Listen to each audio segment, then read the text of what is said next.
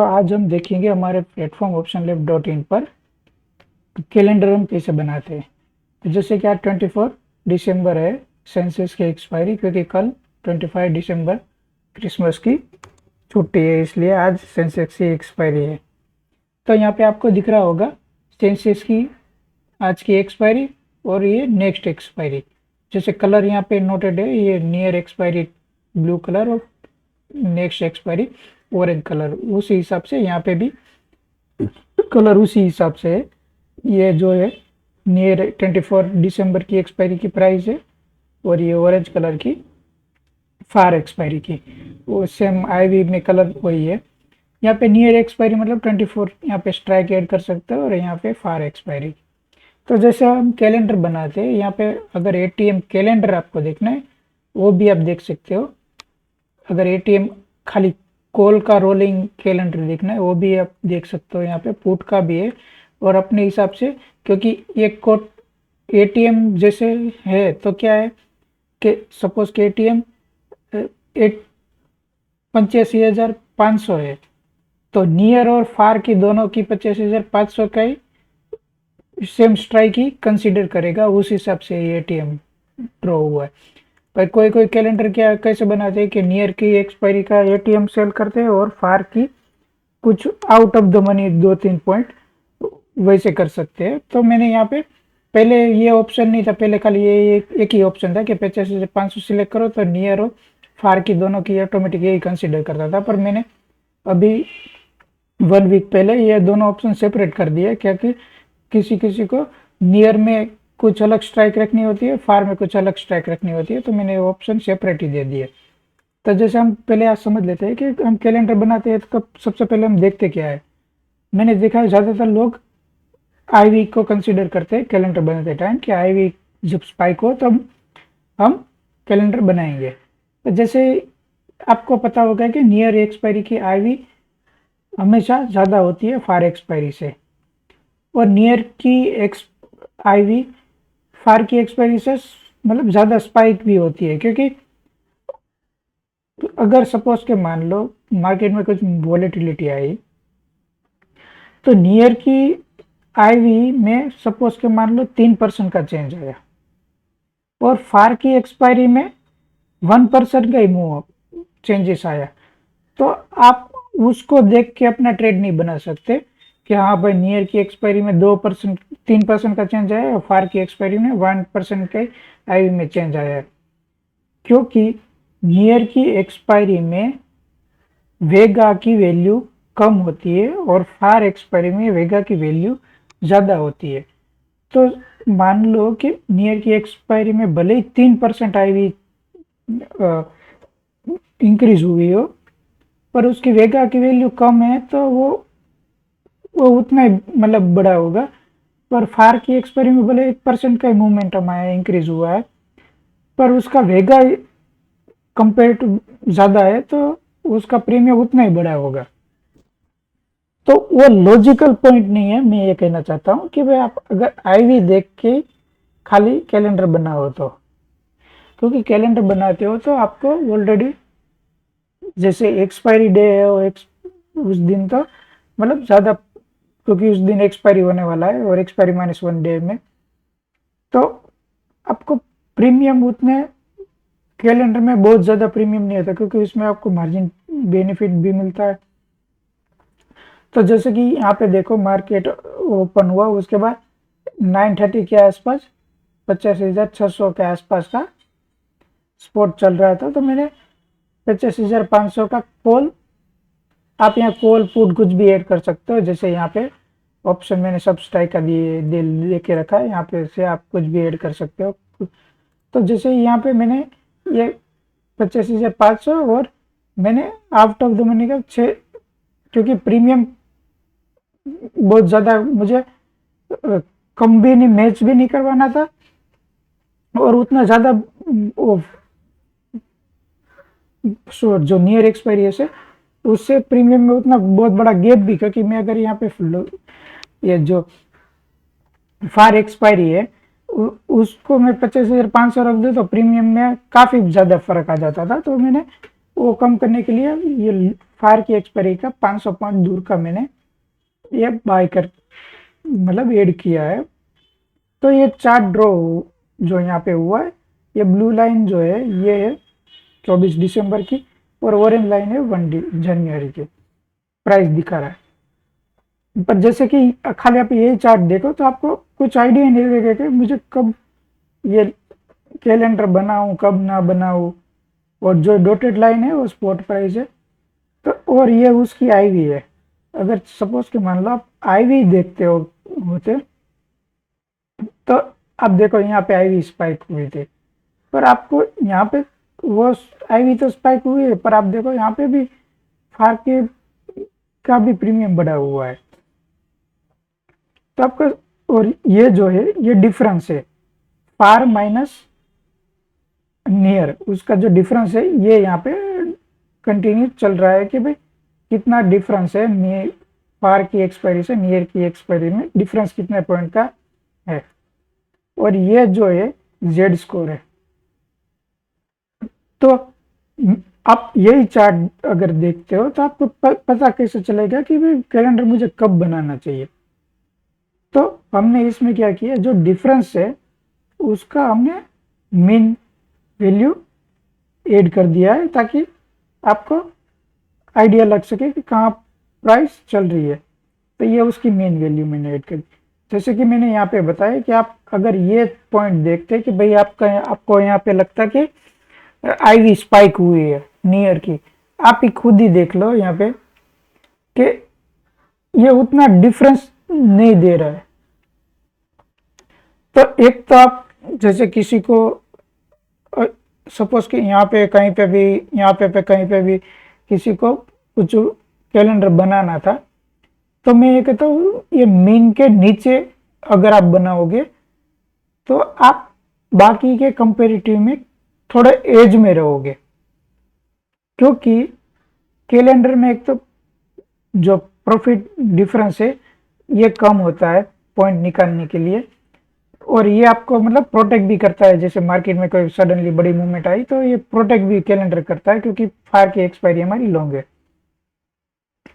तो आप ये देखोगे कि यहाँ पे हमें कैलेंडर कब बनाना चाहिए। जैसे ये वीवेब के ऊपर है तब कैलेंडर को अवॉइड करो, तब जब ये इसके नीचे आए तब आपको उसको बनाना चाहिए।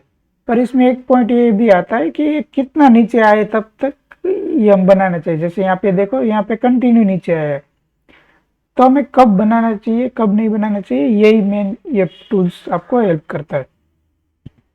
तो जैसे मैंने बताया कि वी वेब डिफरेंस का मेन वैल्यू है, उसके नीचे आए तब आप बनाओ तो थोड़े एज में रहोगे। पर नीचे भी जैसे यहाँ पे कंटिन्यू नीचे है तब तो कब बनाना चाहिए, कब मैं कंसिडर कर सकता हूँ कि भाई यहाँ मैं अपना ट्रेड ले सकूं। तो हमने यहाँ पे उसका जो मीन रिवर्सल है उसका स्टैंडर्ड डिविएशन हमने ऊपर और नीचे दोनों साइड लगा के रखा है।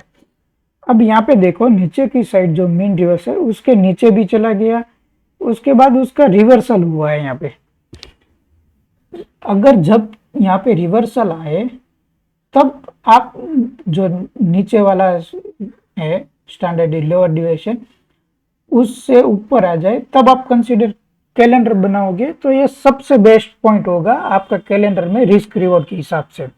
आप कंपेयर टू बाकी के सब से आप सबसे ज्यादा एज में रहोगे। और एक दूसरा पॉइंट मैं बताता हूं, जब ये जेड स्कोर -2 से तो -2 चला गया हो और वहां से रिकवर कर रहा हो, तो यहाँ पे देखो ये पॉइंट पे दोनों फेवर में है। डिफरेंस जेड स्कोर भी -2 से रिकवर प्लस -2 से ऊपर आ गया, और यहाँ पे भी ये जो -2 स्टैंडर्ड डिविएशन है उससे भी रिकवर हुआ है। तो आप देखो यहाँ पे अगर आप तब डिफरेंस था 95 का 94.55 का डिफरेंस था। तो मैं मान रहा हूँ कैलेंडर बनाते हो तो कुछ जो भी मतलब बीडास्क में इतना डिफरेंस आ जाता है सेंसेक्स से, तो आप मान लो 100 डिफरेंस था 100 पॉइंट। उसके बाद यहाँ पे आप देखो कि आपको क्योंकि आपको ये चार्ट अगर देखोगे तो आपको पता ही नहीं चलेगा कि हम कैलेंडर कब बनाए कब नहीं बनाए, आए देखोगे तो भी पता नहीं चलेगा कब बनाए कब नहीं बनाए। तो ये यहाँ पे ये डिफरेंस है कि भाई आप अगर सपोज कि आपने 100 पॉइंट डिफरेंस पे बनाया होता तो अभी चल रहा है डिफरेंस 173।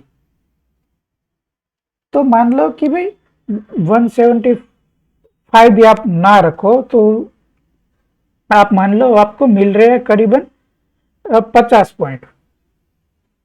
50 पॉइंट के हिसाब से अगर आप 50 पॉइंट का भी आप निफ्टी का सॉरी सेंसेक्स है तो सेंसेक्स की लोट साइज है 20।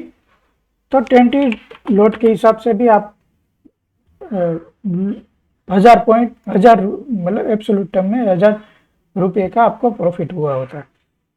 मैंने ये पूरा गिनाया भी नहीं है क्योंकि एक्चुअली में 75 चल रहा है, पर मैं 50 आपको मान रहा हूँ कि 50 आपने लिया होता। अगर आप बोलोगे हमें कि भाई वो तो आप अपने पर डिपेंड है कि आप ट्रेल करते जाओ, जो भी आपकी मेथड है ये ट्रेल करते जाओगे तो उस हिसाब से आपको प्रॉफिट आएगा।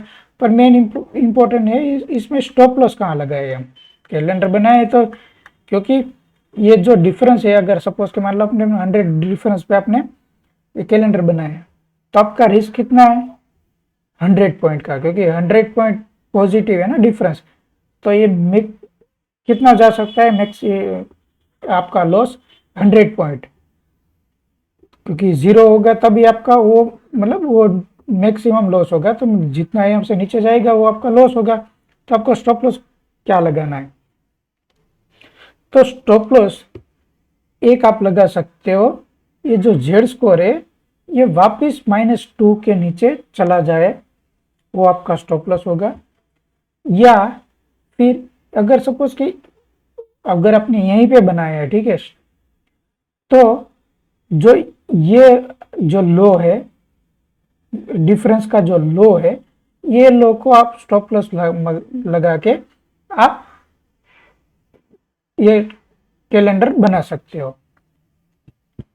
तो दोनों पॉसिबिलिटी में आपको करीबन same to same point wise stop loss मिलेगा, पर आप अपने हिसाब से कुछ भी जेड स्कोर या डिफरेंस का स्टॉप लॉस जो लास्ट लो था उसका डिफरेंस का नीचे का क्लोजिंग बेसिस पे स्टॉप लॉस लगा के आप ये ट्रेड को आप एग्जीक्यूट कर सकते हो, कैलेंडर ऐसे बना सकते हो।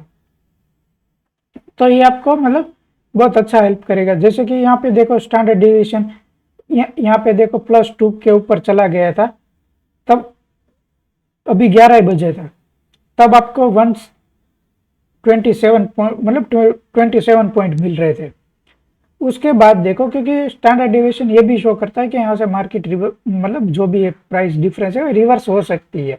तो देखो जैसे ये स्टैंडर्ड डेविएशन के ऊपर चला जाता है वहाँ से रिवर्सल हो जाता है। सेम टू सेम यहाँ पे देखो टच हुआ, वापस थोड़ा नीचे आ गए, वापस देखो यहाँ पे या तो टच होते ही, मैं ऐसा नहीं कहूँगा कि डायरेक्ट नीचे आप उल्टा ट्रेड ले लो, ये स्टैंडर्ड डेविएशन को टच होते ही या तो वहां से साइड में, क्योंकि मार्केट तो देखो बुलिश की बुलिश ही मतलब जहाँ पे है वहीं पे है, तो ये कम से कम ये हल्का सा बेरिश या हल्का सा यहाँ से साइड वे हो जाएगा।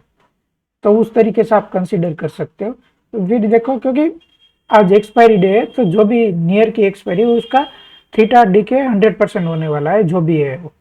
तो उस वजह से आप ऐसे इसको ऐसे मत कंसीडर करना कि भाई हाँ ऊपर है तो यहाँ से रिवर्सल होने वाला है तो मैं उल्टा ट्रेड ले लूँ। आप इसको ऐसे कंसीडर कर सकते हो कि हाँ भाई यहाँ से अब मुझे मैक्सिमम जो था वो थोड़े टाइम के लिए लिमिट हो जाएगा, या तो यहाँ से साइड वे हो जाएगी या थोड़ा सा मतलब कम हो जाएगा। तो आप उसको इस तरीके से देख सकते हो। तो ये टूल्स आपको कैलेंडर में बहुत हेल्प करेगा। और आपको जो जैसे एटीएम कितना चल रहा है वो भी आप यहाँ से देख सकते हो कि अभी सपोज कि आपने एटीएम बना के कोई ट्रेड लिया है तो आप एटीएम मतलब कब कब चेंज हो रहा है, तो उस हिसाब से अगर आपको एडजस्टमेंट करनी है तो उस हिसाब से यहाँ पे मैंने एटीएम भी लगा के रखा है, तो आप एटीएम भी देख सकते हो, यहाँ से नीचे से आप ऑन कर सकते हो। अगर आपको IV नहीं देखनी है तो आप यहाँ से ऑफ कर सकते हो।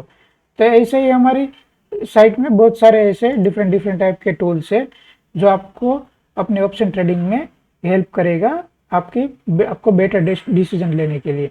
तो आप ऐसे ही हमारे वीडियो को रोज डेली एनालिसिस हम वीडियो कोशिश करते हैं कि एक वीक में हम 3-4 ऐड करें। तो वैसे वीडियो के लिए आप हमारे चैनल को लाइक, शेयर और सब्सक्राइब कर सकते हो। और डिफरेंट डिफरेंट टूल्स के लिए हमारी वेबसाइट को विजिट कर सकते हो optionlab.in पर। हमारी वेबसाइट पर अगर लाइव फीड डेटा देखना है, जैसे market live feed data change होता है ऐसे देखना है तो वो भी आप देख सकते हो। अगर आपके पास अपस्टॉक का अकाउंट है तो यहाँ से आप अपस्टॉक लॉगिन अपनी API इंटीग्रेट करके लाइव फीड डेटा, टिक डेटा आप यहाँ पे आपको दिखेगा, जो आपको और अच्छे से हेल्प करेगा लाइव डेटा देखने के लिए। अदरवाइज हमारी साइट में हर मिनट पे ये डेटा अपडेट होता है। Thank you.